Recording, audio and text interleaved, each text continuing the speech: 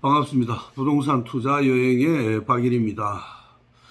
자, 지난 유튜브 강의에서 왜 부동산을 투자를 해야 되는가라는 점에 대해서 말씀을 드렸습니다.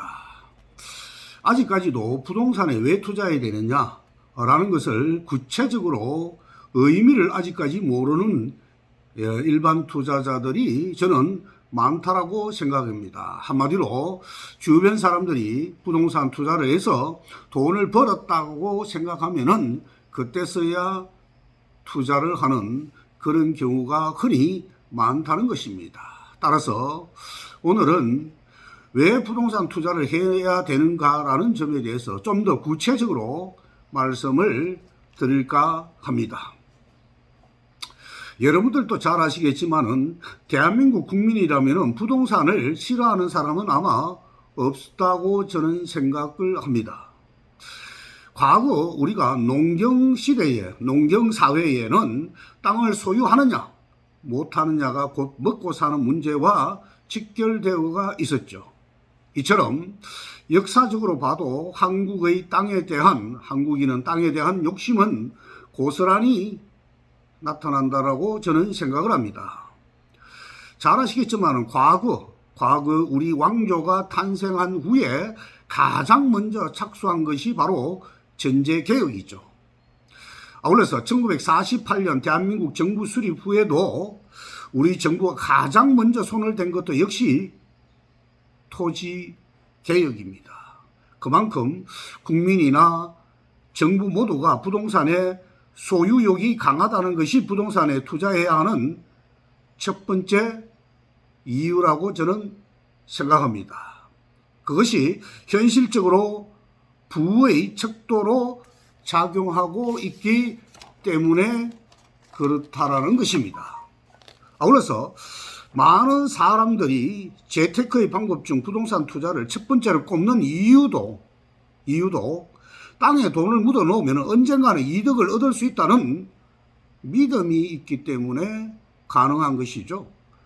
말 그대로 수요는 넘치지만 공급은 항상 부족한 탓에 부동산 가격은 역대 정부 이래 떨어진 적이 없습니다. 물론 예외적으로 딱 한 번 김영삼 정부 때 IMF가 닥쳤죠. 그 시기 이외에는 항상 우상향이었다는 점을 반드시 알아두셔야 됩니다. 그래서 우리 국민들은 부도나 파산 등 피치 못할 사정이 있는 경우를 제외하고는 자신이 산 부동산을 손해보고는 팔지 않죠. 경기 침체 등으로 어느 순간 자신이 땅을 샀던 시기보다 땅값이 떨어지는 경우에도 불안해하지 않죠. 언젠가는 가격이 오른다는 신념을 가지고 있기 때문에 부동산 시장이 회복될 때까지 버티는 것이 일반적이죠. 아울러서 가치가 높은 부동산일수록 특히 땅값이 오를 때 더 큰 폭으로 오르는 경우가 많습니다.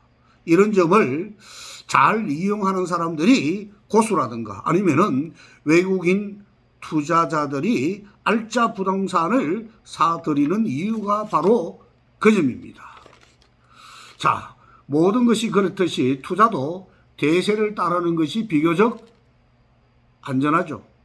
현재 투자의 대세는 역시 부동산입니다. 부동산에 관심을 가지는 사람들은 갈수록 늘어나고 있죠. 특히 앞날을 예측할 수 없는 평범한 시민들 사이에서 붙고 있는 부동산 투자 열풍은 날로 거세지고 있습니다. 자, 보통의 직장인들이 경제적 안정을 찾는 시간은 사실상 엄청난 시간이 가야 됩니다.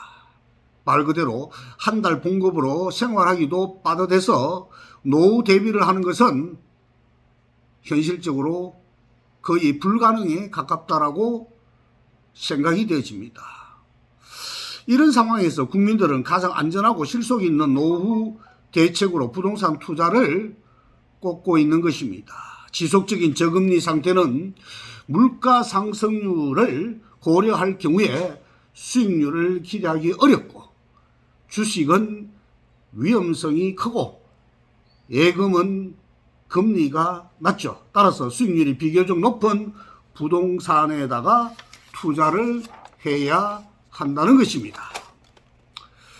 부동산의 가장 큰 특징은 여러분들도 잘 아시겠지만은 부정성이라는 게 있죠. 이 부정성이라는 게 뭡니까? 어느 누구도 물리적인 토지의 양을 증가시키지 못한다는 의미죠.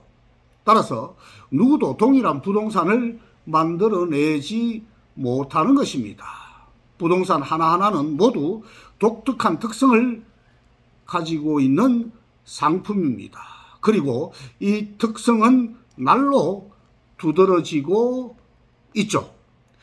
자, 전 국토가 각종 개발 계획에 따라서 탈바꿈을 거듭하고 있습니다. 타 지역과는 다른 땅이 계속해서 생겨나고 있죠. 누구나 다 알듯이 신도시 개발이다, 기업도시다, 또 혁신도시다, 행정복합도시다, 또 신도로가 개설되고 뉴타운이 만들어지는 등 여러 가지의 이름을 달고 개발이 이루어져서 부동산은 날로 급변하고 있습니다. 이 점이 부동산 투자를 더욱 가치 있게 만들고 있는 것이죠. 20-30년 전에 경기도의 분당과 용인, 또 화성, 동탄, 파주, 김포 등 부동산이 오늘처럼 될 것이라고 그 누구도 예견하지 못했습니다. 지금은 보잘것없는 땅이라고 해도 언젠가는 금사라기 땅으로 바꿀 수 있는 여지는 얼마든지 있다라는 것이죠. 자, 아무리 망해도 땅은 남아있는 것이 부동산 투자라는 말이 있습니다. 이 말은 부동산이 가지고 있는 미래 가치를 단적으로 표현해주는 말이다라고 저는 생각을 합니다.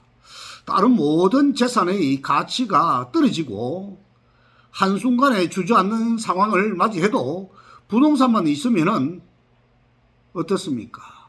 희망이 있죠. 이처럼 미래에 자신이 가지고 있는 부동산이 어느 정도의 가치를 가진 부동산으로 변모할지는 아무도 모르기 때문입니다. 최근 부동산으로 돈을 번 사람들의 이야기를 들어보면은 이는 뜬구름 잡는 희망이 아니라는 것을 여러분들도 잘 아실 것입니다. 서울의 재개발, 재건축 등으로 아파트 값의 경우에 몇 배가 급등했습니다. 이 지역의 부동산으로 재미를 본 사람들이 공통점이 있죠. 바로 뭐예요? 미래 부동산 가치를 크게 보고 투자를 했다는 것이 가장 큰 공통점이라고 저는 분명히 말씀드리고 싶습니다. 자, 여러분들도 부동산으로 돈을 버는 사람들을 부러워만 하고 있어서는 안 되겠습니다. 부동산의 미래 가치에 좀 더 관심을 가지고 정보를 모아 투자를 하면 언젠가는 부동산의 부자가 될 수가 있다는 점을 여러분들 반드시 머릿속에 기억하시고 이 시간에도 늦지 않습니다. 인류가 있는 한은 부동산은 절대 죽지 않습니다.